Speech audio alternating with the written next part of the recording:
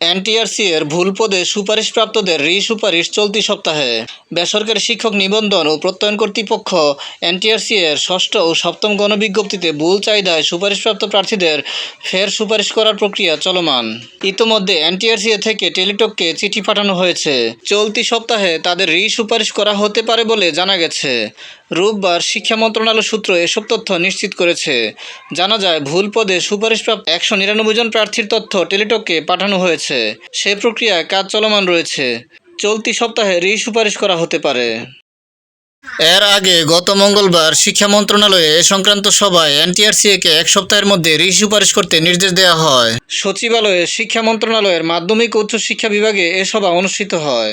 ভিডিওটি ভালো লাগলে লাইক, কমেন্ট ও শেয়ার করে দিবেন এবং চ্যানেলটি সাবস্ক্রাইব করে পাশে থাকার অনুরোধ জানিয়ে সকলের সুস্বাস্থ্য কামনা করে এখানেই শেষ করছি। আসসালামু আলাইকুম।